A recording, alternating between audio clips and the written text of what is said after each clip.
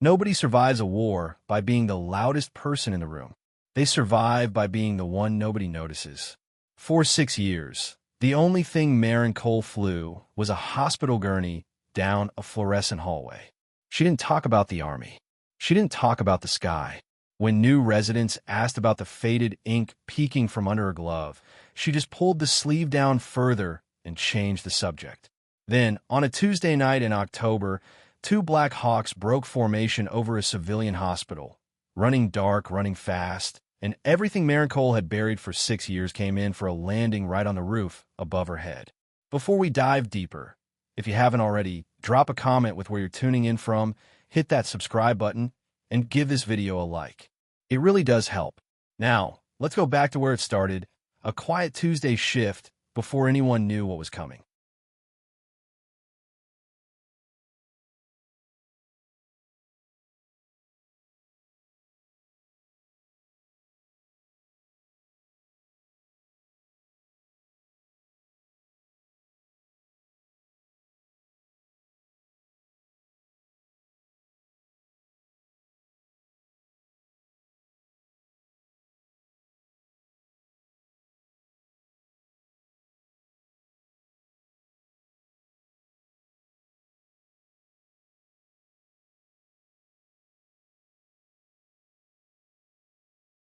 Ridgeline Regional wasn't the kind of hospital that saw helicopters. It saw fender benders, overdoses, the occasional farm accident. Maren liked it that way. She liked the hum of vending machines at 2 a.m., the smell of burnt coffee and antiseptic, the rhythm of triage that asked nothing of her past. She'd been a trauma nurse there for 4 years, quiet and competent, the kind of employee nobody remembered in meetings, but everyone wanted on a code blue. Her left forearm carried a tattoo she never explained. A small skull wearing a pair of folded wings, inked in a shop outside Fort Campbell a lifetime ago. She wore long sleeves in July. Nobody asked twice. That night, she was restocking in forecart when Dr. Grant Halsey breezed past her, clipboard under one arm, ego somewhere just ahead of him. "Cole, Bay 4 needs restocked before the attending rounds," he said, not looking up. "Try to keep pace tonight." She didn't answer. She never did. She'd learned a long time ago that some men needed to hear themselves talk more than they needed to be right, and correcting them wasn't worth a breath. Halsey was young, sharp on paper, and utterly convinced that 4 years of residency outranked whatever quiet history stood in front of him in scrubs.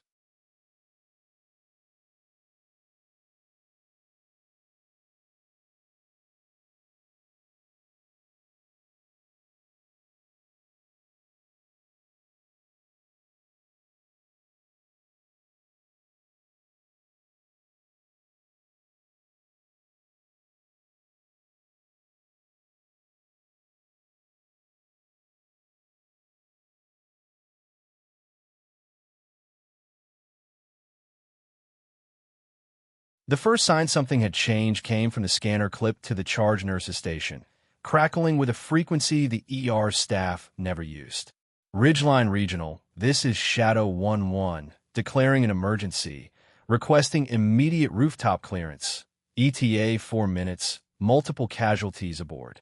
The charge nurse, a steady woman named Priya, frowned at the radio like it had spoken a foreign language. "We don't have a landing pad rated for that," she said to no one in particular. But the helipad had been built 2 years earlier for exactly this kind of emergency, rated and certified, just never used. Maren's hands stopped moving over the forecart. Something in her chest, old, buried, familiar, tightened like a fist. Shadow call signs. Tail numbers that started with a designation she recognized instantly, though she hadn't heard it spoken aloud in years. She knew that radio cadence. She knew it in her bones, the way you know a language you grew up speaking even after you stop using it. Halsey jogged past, phone already to his ear. "Somebody tell me why 2 military helicopters are inbound to my ER without a heads up from anyone in this building," he snapped, more irritated than alarmed, as if the sky itself had failed to file the correct paperwork with him first.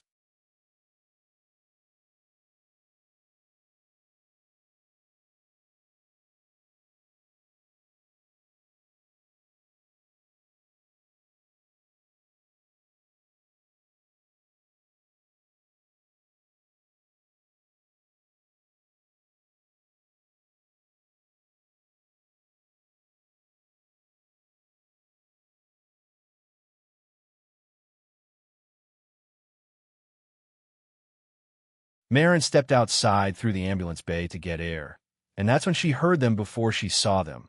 The distinct, heavy thud of rotor blades biting in a thick October air, a sound different from any medevac civilian bird. Lower pitch, heavier blades. She knew that sound the way a mother knows her child's cry in a crowded room.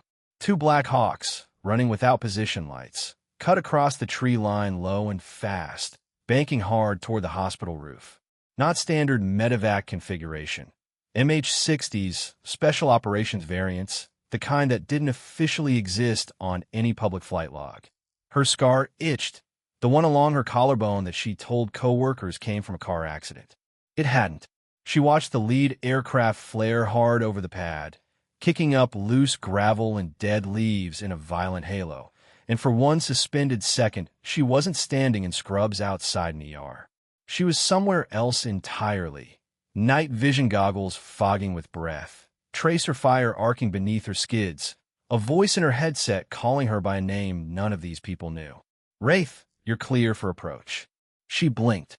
The memory receded. The aircraft touched down hard, and the rear door slammed open to a wall of blood and shouting.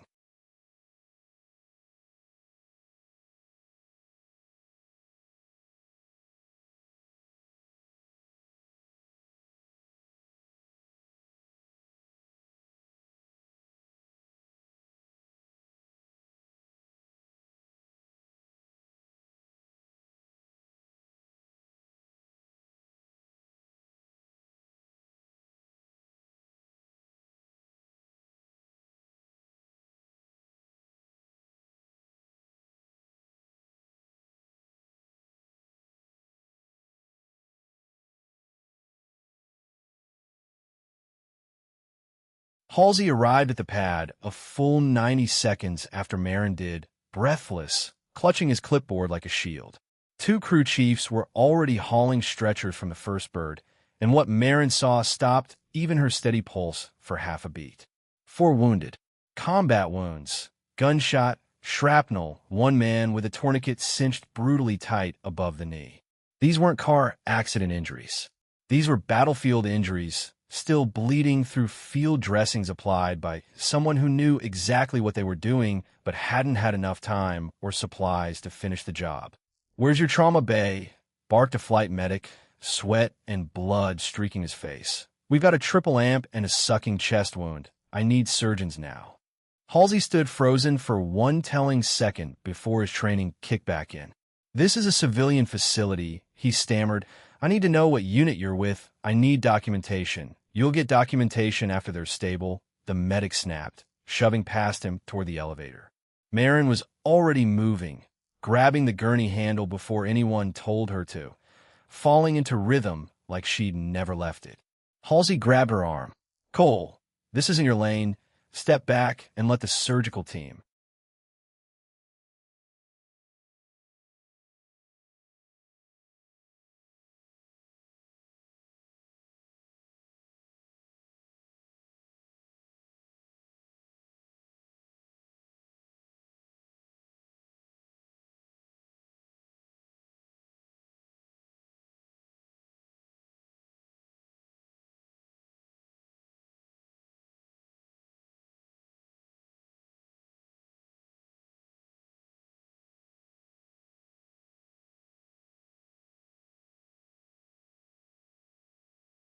"There is no surgical team down here yet," Marin said, quiet and flat, the first real sentence she'd spoken to him in months. "There's you, me, and 4 men who are going to die if we stand here arguing about lanes." Something in her voice made Halsey's grip loosen, though he clearly couldn't explain why. She wheeled the gurney into the elevator herself, hands finding the man's throat for a pulse before her brain had even finished the thought, thready, rapid, shocks setting in. She called vitals over her shoulder in short, clipped phrases that made the medic's head snap toward her, surprised by the precision. "BP's dropping, he's tachycardic. Get me 2 units ONEG on standby, and page anesthesia now." Don't wait for Halsey's signature. The wounded soldier on the gurney, barely conscious, blinked up at her through blood and grime. His lips moved, dry and cracked. "Package," he rasped, using a term Marin hadn't heard outside a briefing tent in 6 years. Package secure. Bird 2's pilot is down. Not wounded. Frozen. Marin's stomach dropped. A frozen pilot with a second Black Hawk still sitting on that rooftop pad. Engines running, cargo unaccounted for, and nobody inside that hospital who understood what frozen meant in a cockpit at altitude.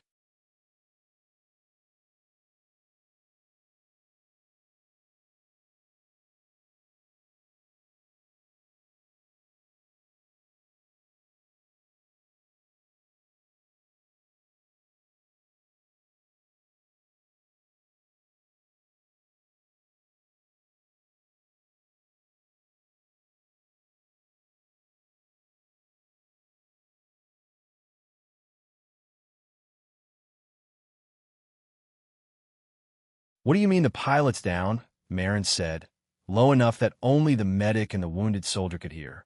The medic's jaw tightened. Not injured. He froze at the stick during infill. Co-pilot brought us in, but the co-pilot's the one bleeding out on stretcher 2. Bird's still hot on your roof, and command wants it relocated before local news catches the tail numbers on camera. Marin's pulse didn't spike. It steadied, the way it always had in the moments other people's hearts started racing.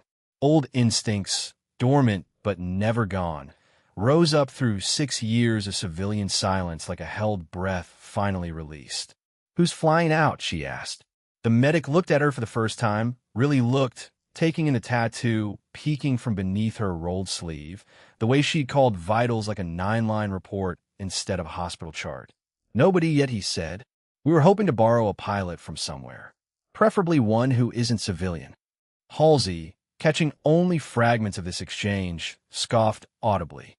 "She's a nurse," he said, as if reminding the room of an obvious fact. "She restocks supply carts. She is not flying anything."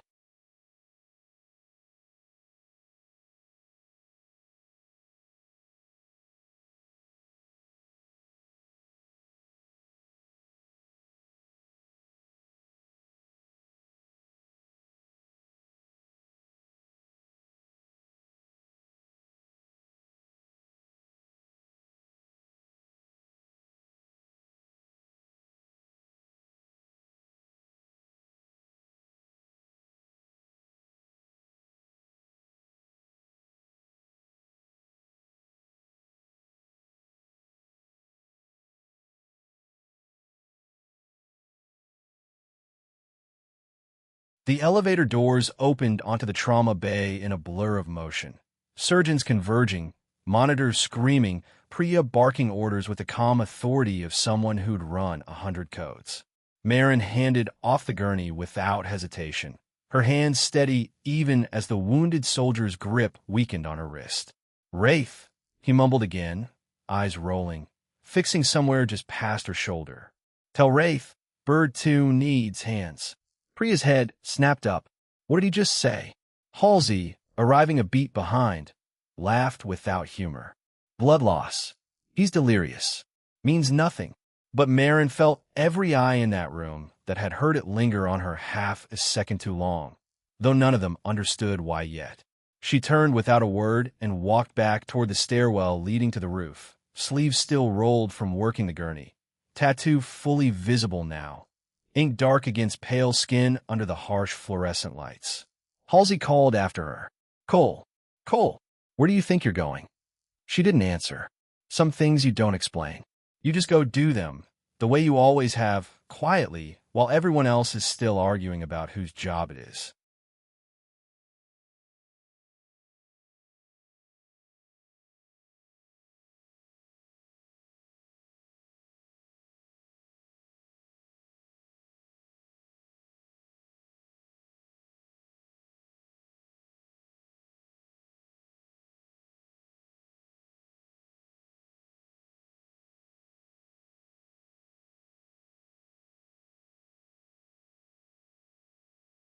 The rooftop hit her like a wall. Rotor wash, jet fuel fumes, the particular metallic tang of hydraulic fluid under heat. Bird 2 sat 40 feet away, engines still turning, main rotor idling in a slow, ominous circle. Through the cockpit glass, she could see the pilot, young, maybe 26, hands locked white-knuckled on the collective, staring straight ahead at nothing, chest heaving in short, shallow breaths. Combat frise. She'd seen it exactly twice in her career, both times in aircraft she herself had been flying wing on. It wasn't cowardice. It was a nervous system that had simply run out of runway, the mind circuit breakers tripping all at once after too many seconds of sustained terror. A crew chief spotted her jogging across the tarmac and threw up both hands. "Ma'am, this is a restricted aircraft. You need to clear the pad. Your pilot's locked up, and you've got a $15 million bird burning fuel on a civilian roof in view of every window in this hospital," Marin said, not slowing down. "I can get him breathing again, or you can wait for someone else who knows how. Your call, but the clock's already running."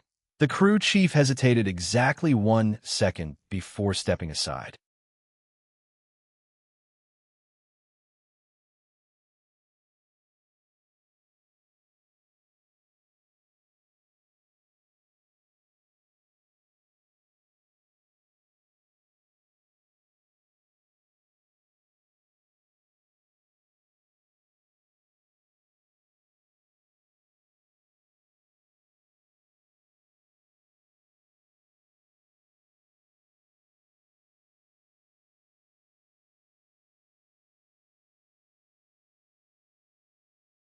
She climbed into the left seat without ceremony, headset already in her hand before she'd consciously decided to pick it up, muscle memory older than the 6 years she'd spent trying to forget it existed. The pilot's eyes snapped toward her, uncomprehending, pupils blown wide with adrenaline that had nowhere left to go. "Hey," she said, voice dropping into a register she hadn't used since her last deployment. Flat, calm, deliberately boring in the face of chaos, because panic feeds on urgency and stars on monotony. "Look at me, not the instruments. Me."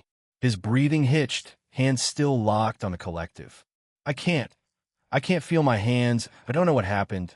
You're at a hover. Engine's nominal. You have altitude and options," she said, scanning the gauges in a single practice sweep. Torque, rotor RPM, fuel state, all of it registering instantly the way another person might glance at a clock. "Nothing about this aircraft has failed. Your body just hit a wall. That happens. It happened to me once too." His eyes flicked to her sleeve, to the tattoo, now fully exposed in the cockpit's dim glow, and something like recognition flickered behind the panic.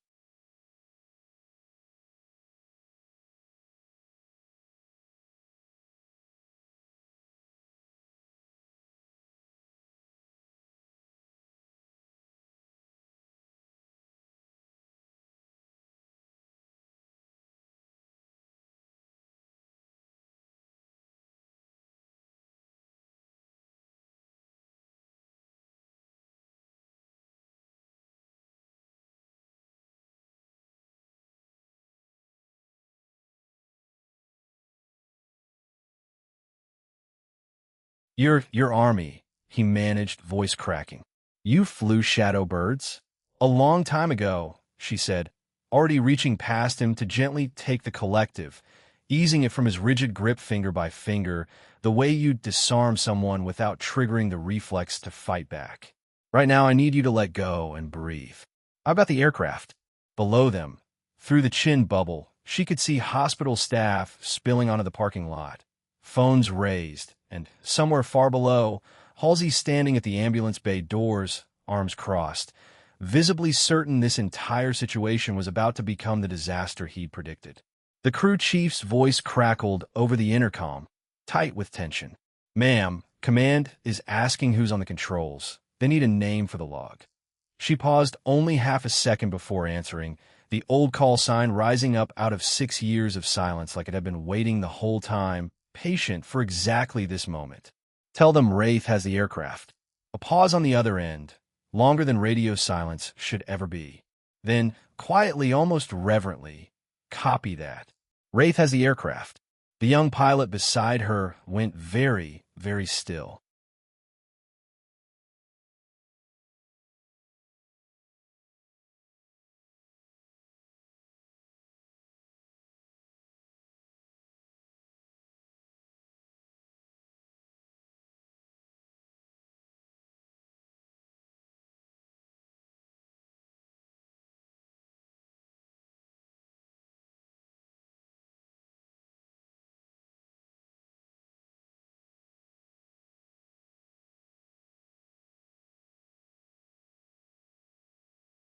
Wraith, he repeated, like the word had weight. I heard stories about a pilot with that call sign in flight school. They said she flew the extraction at Candela Ridge. They said she brought a bird home on one engine through a valley nobody thought was survivable. Marin didn't answer. Some stories got bigger with retelling, and she'd learned it was easier to let them than to correct them. What she remembered about that night wasn't glory. It was cold sweat, a warning light she'd silenced with her thumb because looking at it wouldn't fix anything, and 11 soldiers who made it home because she refused to let the aircraft know she was afraid. "Doesn't matter what you heard," she said instead, easing the collective, feeling the aircraft answer under her hands like an old conversation resuming mid-sentence. "What matters is getting this bird off this roof before local news puts your unit designation on the 6 o'clock broadcast. Co-pilot's stable in Trauma 2. You're going to sit right seat. And I'm going to fly us to the regional air base 11 miles east where your ground crew is already staged." "Copy." He swallowed hard, color slowly returning to his face. "Copy, Wraith. I've got right seat."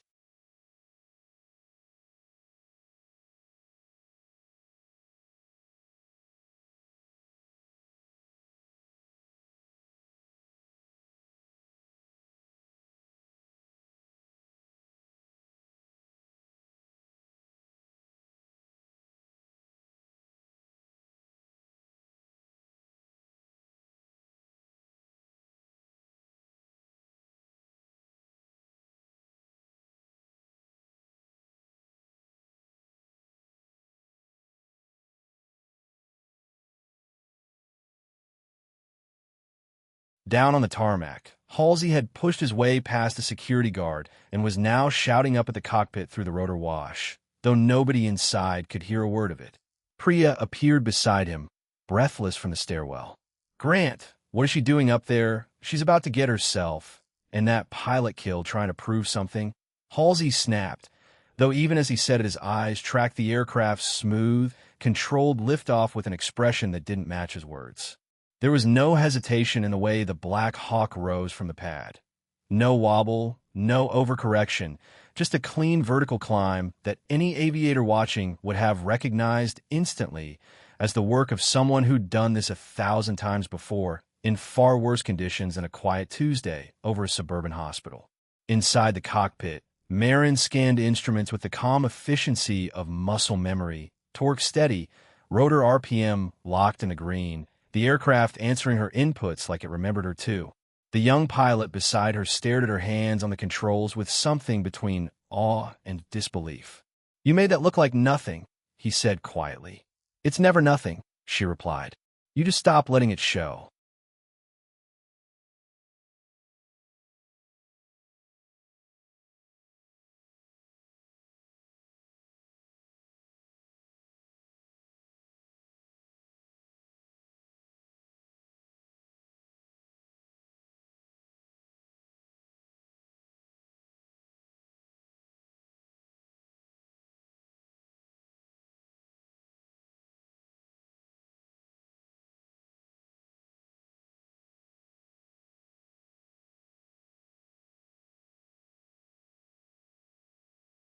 The flight to the regional airbase took 11 minutes, and Marin spent every one of them running a silent internal checklist that hadn't left her mind in 6 years, no matter how hard she tried to bury it under hospital shift schedules and grocery lists. Altitude 800 feet, airspeed 120 knots, fuel state comfortable, obstacles clear on both sides. She kept her scan tight and her voice tighter, calling out instrument readings to the young pilot beside her not because he needed them, but because narrating the aircraft's health out loud was the fastest way to keep his nervous system tethered to reality instead of the freeze that had gripped him 20 minutes earlier. "Talk to your hands," she told him, "not your fear. Your hands know this aircraft better than your fear does." He nodded, jaw tight, fingers finally unclenching from the armrest where they'd been white-knuckled since takeoff. Over the radio, a new voice cut through, older, gravel-worn, carrying the unmistakable weight of rank. "Shadow Flight, this is Command 6 Actual. Confirm who currently has the controls of Bird 2. Marin keyed her mic without hesitation, the old habit settling over her like a coat she hadn't worn in years but still fit perfectly. Command 6, this is Wraith. I have the aircraft inbound your position 11 minutes.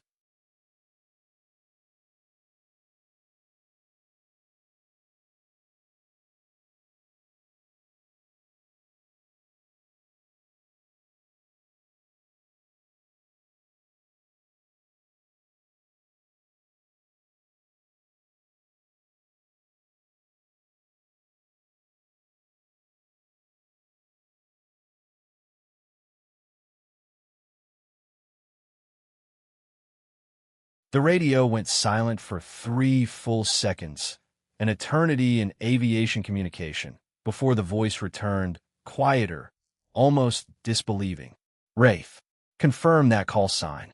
Confirmed, Marin said, watching the airbase lights emerge on the horizon like a string of pale stars low against the treeline. Chief Warrant Officer Marin Cole, formerly 160, requesting clearance to land Bird 2, medical evacuation continuing from Ridgeline Regional. Another pause, and then, unmistakably, something in the older man's voice cracked with recognition rather than doubt. Copy, Wraith. We thought you were gone. Cleared to land, Pad 3, ground crew, standing by. The young pilot beside her exhaled a long, shaking breath, some of the tension finally draining from his shoulders. They knew you, he said. Not just knew of you. Knew you. Marin's hands didn't waver on the controls, though something behind her ribs did. 6 years of carefully constructed distance from this exact feeling, cracking open all at once, faster than she'd expected and harder to hold back than she would have liked to admit even to herself. A lot of people did. Once, she said quietly. Doesn't mean I miss it.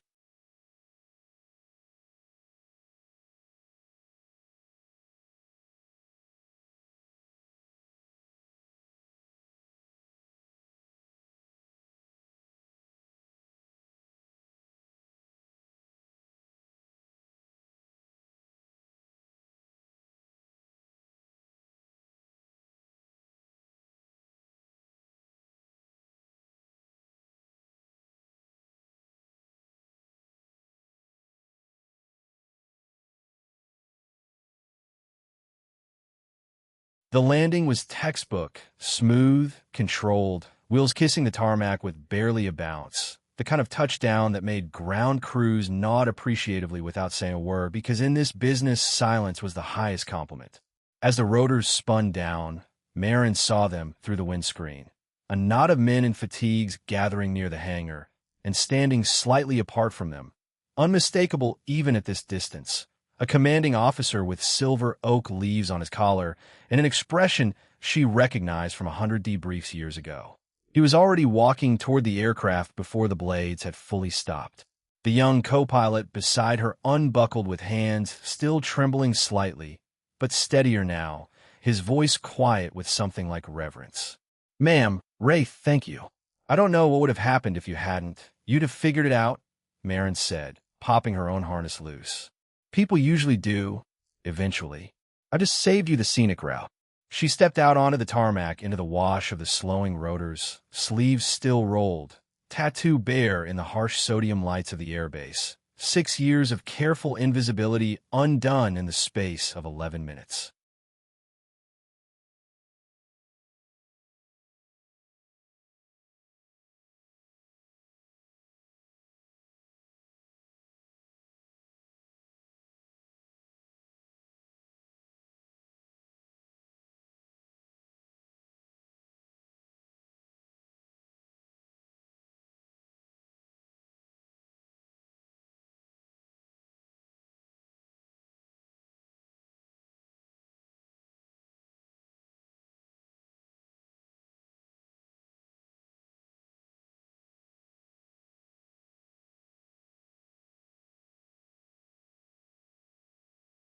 The commanding officer stopped 3 feet in front of her, studying her face like a man confirming something he'd hoped but never quite believed.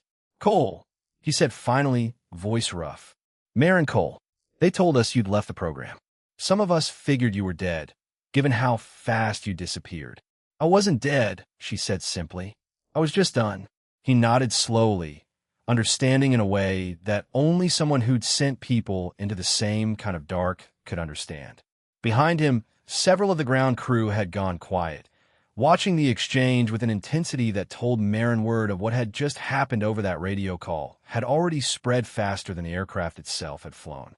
One young crew chief, barely into his 20s, stared at her tattoo with wide eyes. "That's the 160 patch," he murmured to the man beside him. "That's her. That's actually her." The commanding officer extended a hand, and when Marin shook it, his grip lingered a moment longer than protocol required. "Whatever you're doing with your life now," he said, "the Army owes you a debt it can't repay with a handshake. But I'll start with this one anyway."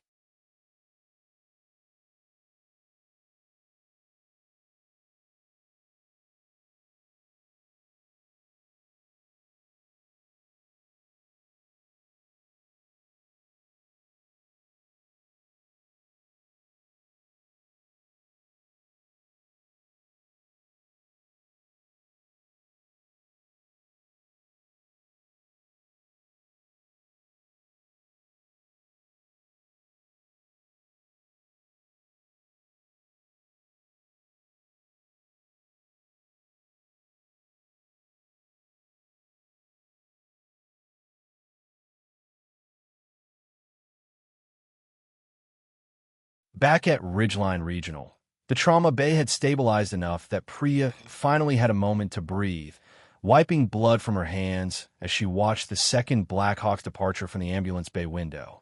Halsey stood beside her, arms crossed, jaw tight, replaying the last 20 minutes in his mind and clearly not liking the conclusions he kept arriving at.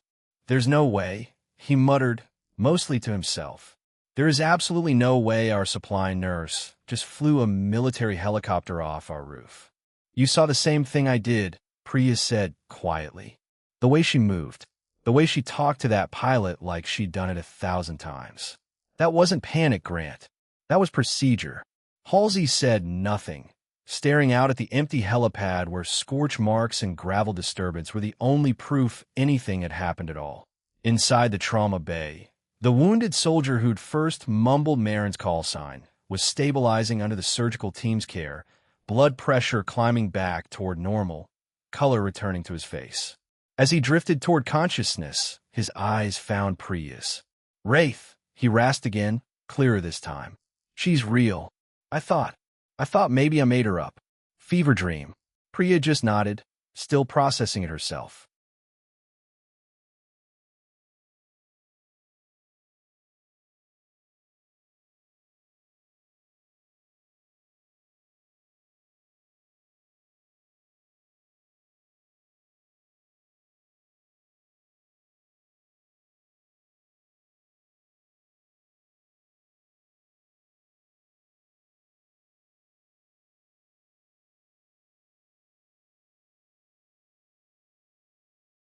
Marin returned to Ridgeline Regional almost 2 hours later, dropped off by a quiet, unmarked sedan that pulled away before anyone could get a good look at the driver. She walked back through the ambulance bay doors in the same scrub she'd left in, sleeves still rolled, tattoo still visible, carrying herself with the exact same quiet, unremarkable posture she always had, except now, every single person in that department was watching her differently. Priya met her first, arms crossed, expression somewhere between awe and disbelief. "You want to explain any of that?" she asked, not unkindly. Marin considered the question for a moment, then shook her head slightly. "Not really, but I will if you need me to. The soldier in Bay, too, keeps asking for you. Says you saved his crew twice tonight. Once on the ground, once in the air." Marin's jaw tightened almost imperceptibly. "I didn't do anything special. I just didn't panic." Priya studied her for a long moment. "That's not nothing, Marin. That's the opposite of nothing." Down the hallway, Halsey stood near the nurse's station, watching her return with an expression that had shed every trace of its earlier condescension, replaced now with something far more uncertain.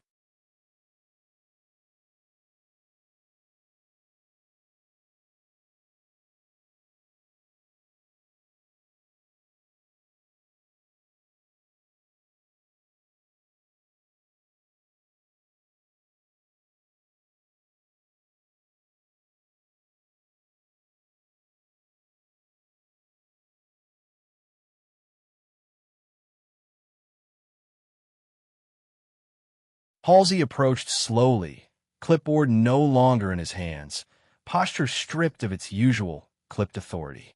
"Cole," he started, then stopped, visibly searching for words that didn't come easily to a man used to being the smartest person in every room he entered. "I need to know what just happened. Not for the chart. For me." Marin met his eyes steadily, the same calm expression she'd worn all night, whether facing a wounded soldier, a frozen pilot, or a colonel with silver oak leaves. "I used to fly Black Hawks," she said simply. "Special Operations Aviation. 6 years ago, I came home and decided I wanted a quieter life. So I became a nurse. That's the whole story, Grant. There's no secret file, no conspiracy. Just a woman who changed careers." Halsey absorbed this slowly, something shifting behind his eyes as 6 years of casual condescension recalibrated itself in real time against a truth he clearly hadn't anticipated. "You've been listening to me talk down to you for 4 years, he said quietly. "Restocking carts, following my orders like I was actually in charge of anything that mattered." "You were in charge of the patients," Marin said. "That mattered. I just also happened to know how to fly a helicopter."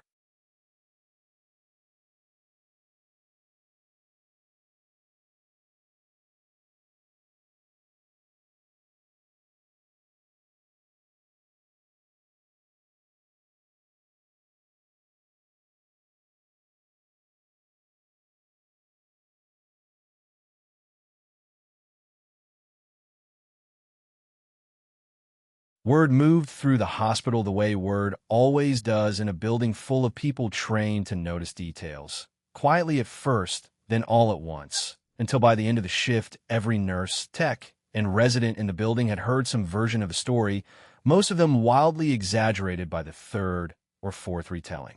Marin ignored all of it, finishing her shift the way she always did, restocking supply carts, checking vitals, charting notes in a small, neat handwriting that gave away nothing about the woman who'd landed a Black Hawk 11 miles away, just hours earlier. Priya found her near dawn, both of them exhausted, sipping burnt coffee from the same vending machine that had witnessed 1,000 quieter nights. "You could have told someone," Priya said. "Any of us. It would have changed how people treated you." Marin considered this for a long moment, watching steam curl off her coffee. "I didn't want to change anything," she said finally. "I wanted to be Marin the nurse, not Wraith the pilot people whisper about in hallways. Some things you survive by leaving them exactly where they happened." Priya nodded slowly, understanding, settling into something like respect.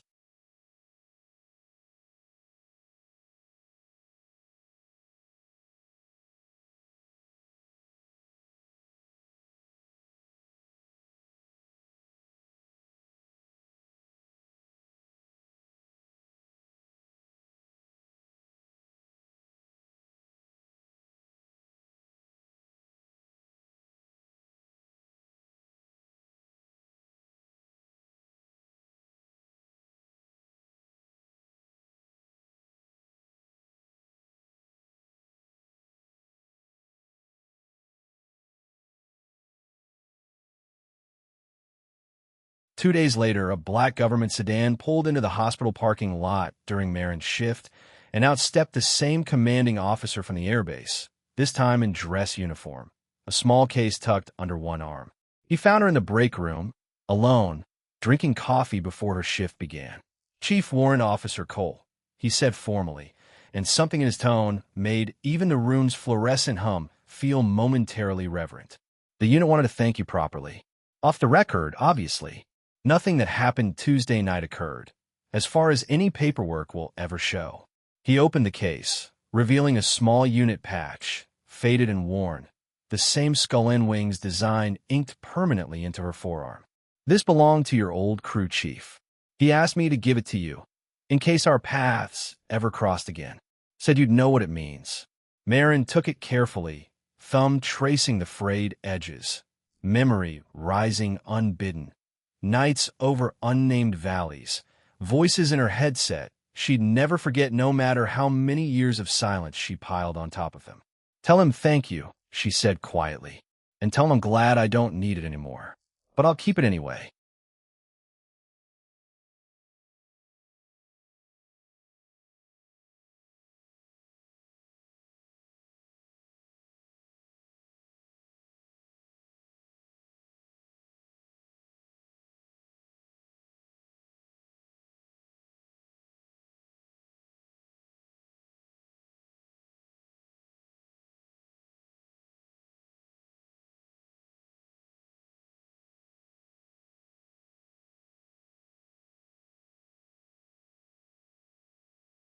Halsey found her afterward, lingering near the doorway with the particular awkwardness of a man trying to apologize without quite knowing how.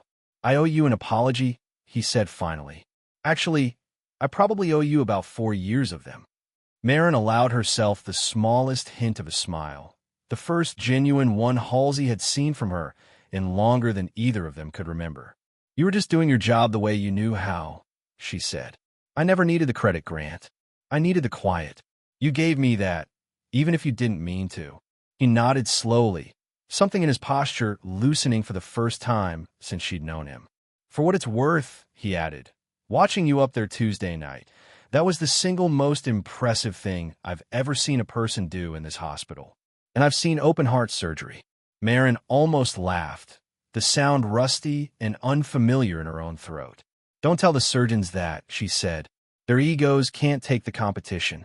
As he walked away, visibly lighter than he'd arrived, Marin rolled her sleeve back down over the faded skull and wings tattoo, the old habit returning easily, though this time it felt less like hiding and more like simply choosing her own pace.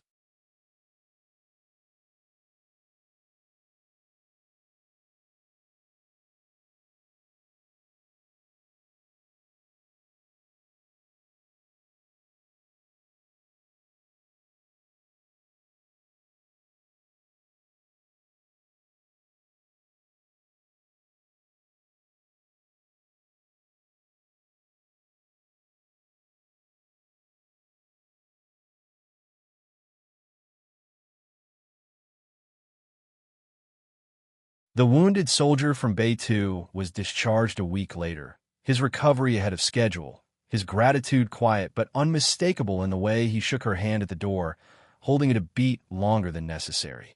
"I'll tell people I met Wraith someday," he said, "when it's not classified anymore. When I'm allowed to say her real name was the nicest person in the building who also happened to save my life twice in one night." Marin just shook her head, the same modest deflection she always offered, though something in her had shifted since that Tuesday. Some old weight lifted, some part of herself finally allowed to breathe in daylight instead of buried under 6 years of long sleeves and quiet routine. She still worked the same shifts, still restocked the same supply carts, still drank the same burnt coffee from the same vending machine at 2 a.m. But now, occasionally, she rolled her sleeves up without thinking twice about it.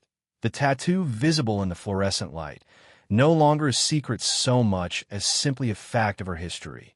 One chapter among many, neither hidden nor announced, just quietly, permanently hers.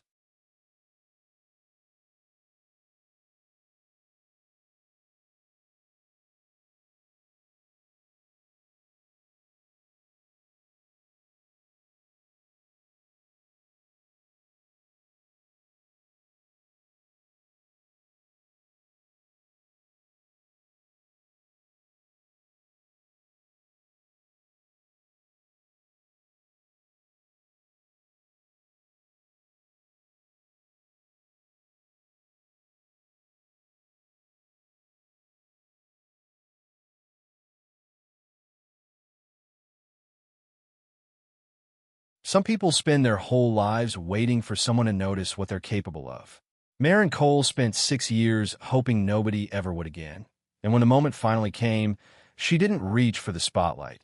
She reached for the collective, did the job, and went right back to restocking 4 carts like nothing at all had happened. That's the quiet thread running through every story like this one. The real heroes rarely look like the ones in the movies. Sometimes they're standing right next to you, sleeves rolled down, saying nothing, until the sky itself asks them to remember who they used to be. If this story hit home, drop a comment and tell us, what would you have done in that cockpit, staring at a frozen pilot with a $15 million aircraft and 30 seconds to decide? Hit that like button if you believe the quietest people in the room are usually carrying the loudest history, and subscribe if you want more stories like Marin's, the hidden heroes nobody claps for, but everybody should. We'll see you in the next one.